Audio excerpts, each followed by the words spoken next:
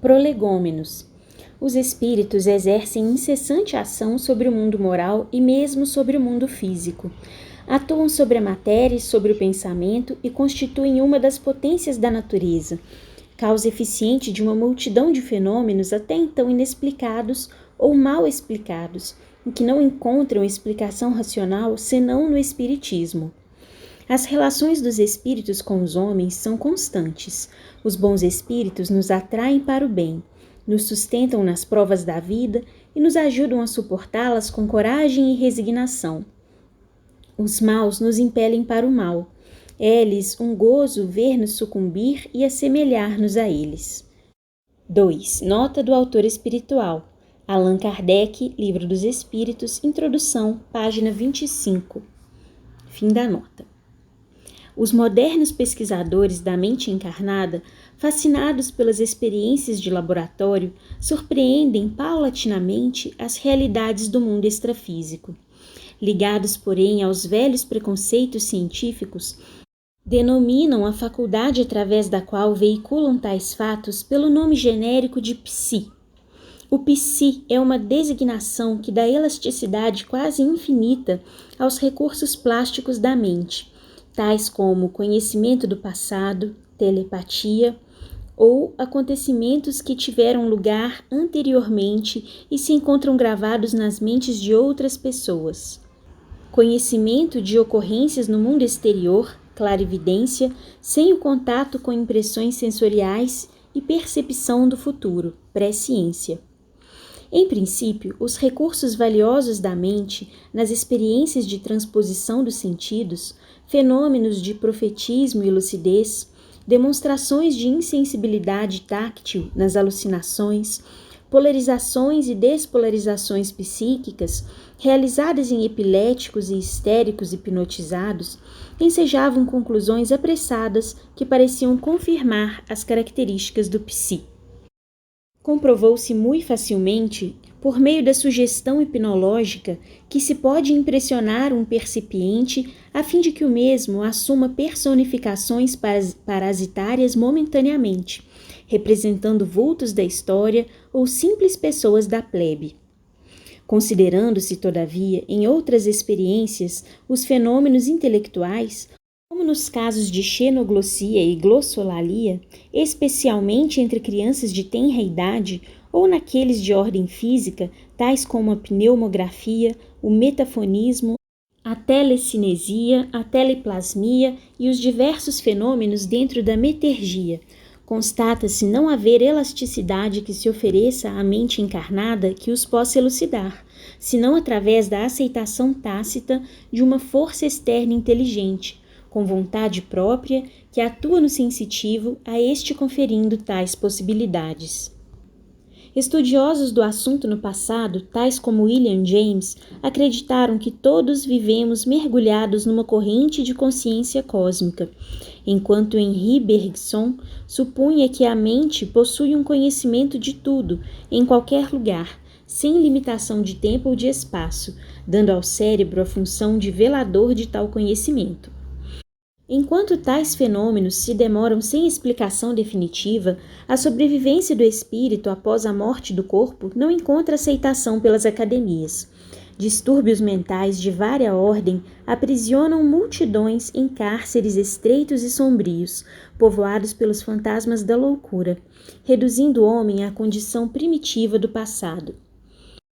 Muito embora os desvarios da razão estejam presentes nos fastos de todos os tempos, jamais, como na atualidade, o homem se sentiu tão perturbado. Tratadistas estudiosos dos problemas psicológicos do presente atribuem grande parte dos distúrbios mentais à tensão das horas em que se vive, elevando, cada dia, o número dos desarranjados psiquicamente e aturdidos da emoção. Naturalmente que, além desses, afirmam os de precedência fisiológica, da hereditariedade, de vírus e germens, as sequelas da epilepsia, da tuberculose, das febres reumáticas, da sífilis, os traumatismos e choques que se encarregam de contribuir larga e amplamente para a loucura. Fatores outros predisponentes a que também se referem não podem ser relegados a plano secundário. Todavia, além desses, que dão origem a psicoses e neuroses lamentáveis, outros há que somente podem ser explicados pela doutrina espírita, no capítulo das obsessões estudadas carinhosamente por Allan Kardec. Fazendo-se ligeiro levantamento através da história, e os acontecimentos têm sido registrados em todas as épocas do pensamento, mesmo nas mais recuadas, surpreendemos, ao lado dos alienados de qualquer procedência, magos e sacerdotes manipulando exorcismos e orações, com que pretendiam afastar os espíritos atormentadores que se comprazem em vampirizar ou exaltar suas vítimas em infeliz comércio entre os dois planos da vida, o corporal e o espiritual. Os livros sagrados de todos os povos, desde a mais remota antiguidade oriental, em se referindo às leis morais, reportam-se à vida extraterrena, às consolações e às penalidades impostas aos espíritos, tal como se a informação tivesse sido haurida na mesma fonte, tendo como única procedência a inspiração dos desencarnados, estudando igualmente as aflições e perturbações de origem espiritual que remontam às vidas pregressas. Considerados inicialmente como anjos maus ou demônios ao tempo de Jesus, foram por ele classificados de espíritos imundos, com os quais se defrontou reiteradas vezes durante a jornada vivida na Terra. Todos os grandes pensadores, artistas, escritores, filósofos do passado, pais de religiões, doutores da Igreja, são unânimes em atestar as realidades da vida além da carne, pelos testemunhos inconfundíveis da imortalidade. Aos espíritos dos ditos mortos se referem Anaxágora, Plutarco, Sócrates, Heródoto, Aristóteles, Cícero, Horácio, Plínio, Ovídio, Lucano, Flávio José, Virgílio, Dionísio de Alicarnasso, Valério Máximo, que, em seus relatos, apresentam farta documentação comprobatória do intercâmbio espiritual, citando outras não menos célebres personagens do seu tempo. Ricos são os comentários sobre as aparições, as casas assombradas, os avisos e as consultas nos santuários de todas as grandes civilizações. Mais tarde, Lactâncio, Orígenes, Ambrósio, Basílio e Arnóbio dão farto e eloquente testemunho das comunicações com os desencarnados. A escola neoplatônica de Alexandria, por meio dos seus mais expressivos vultos, pregando a multiplicidade das existências, reencarnação, afirma, por intermédio de Plotino, Porfírio, Jâmblico, Proclus, a continuidade da vida concedida ao princípio espiritual. A Idade Média foi farta em provas sobre os desencarnados. Anjos e espíritos imundos subitamente invadiram a Europa, e os inspirados e endemoniados, os adivinhos e feiticeiros, foram levados à pira crematória, sem que conseguissem extingui-los. Das primeiras lutas entre o espiritismo e o racionalismo intelectual à era atômica, filósofos e cientistas não ficaram indiferentes aos espíritos. No século XIX, porém, fadado pelas suas conquistas a servir de base ao futuro, no que diz respeito ao conhecimento, a sobrevivência mereceu, por parte de psicólogos e psiquistas, o mais acirrado debate, inaugurando-se a época das investigações controladas cientificamente.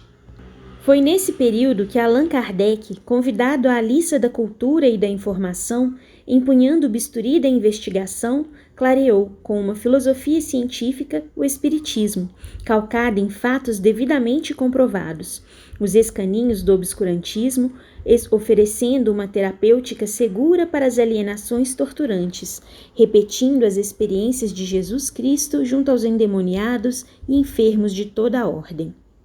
Classificou como obsessão a grande maioria dos distúrbios psíquicos e elaborou o processo de recuperação do obsidiado, estudando as causas anteriores das aflições à luz das reencarnações, por meio de linguagem condizente com a razão e demonstrável experimentalmente. A codificação kardeciana, como um monumento granítico para os séculos por vindouros, certamente não resolveu o problema do homem, pois que este ao próprio homem é pertinente, oferecendo, todavia, as bases e direções seguras para que tenha uma vida feliz, ética e socialmente harmoniosa na família e na comunidade onde foi chamado a viver. Psiquistas de nomeada, advertidos pelos resultados observados na Europa e na América em torno do fascinante assunto comunicabilidade dos espíritos, empenharam-se então em laboriosas experiências, criando alguns, por mais compatível com as suas investiduras acadêmicas, sucedâneos para a alma, que introduziram na genética da biologia, negando àquela o direito à legitimidade. O professor Gustave Gelée, por exemplo, criou a designação de dínamo psíquico, Pauley a de consciência profunda, Hans Driesch a de etelequias e teorias metapsíquicas vieram a lume. Em ferrenho antagonismo à imortalidade, esgrimindo as armas do sofisma e da negação, sem conseguirem, no entanto, resultado positivo. O célebre professor Charles Richer, estimulado pelas experiências eminentemente científicas de Sir William Crookes, elaborou a metapsíquica e, ao despedir-se da sua cátedra de fisiologia na Universidade de Paris, deixou ao futuro a satisfação de confirmar, de negar ou desdobrar as suas conclusões. Com o advento da moderna parapsicologia, novos sucedâneos têm sido criados para o espírito imortal e, enquanto os pesquisadores se demoram no problema da designação nominativa que inspira debates e celeumas, a doutrina espírita, lecionando amor e fraternidade, estudo e conhecimento da vida sob a inspiração dos imortais, distende braços e liberta das malhas vigorosas da obsessão aqueles que, por imprevidência ou provação, se deixaram arrastar aos escuros precipícios da anarquia mental, perturbados ou subjugados por forças ultrizes da erraticidade, prescrevendo as mesmas diretrizes morais incertas no Evangelho de Jesus Cristo, vivido em espírito e verdade. Fim do capítulo.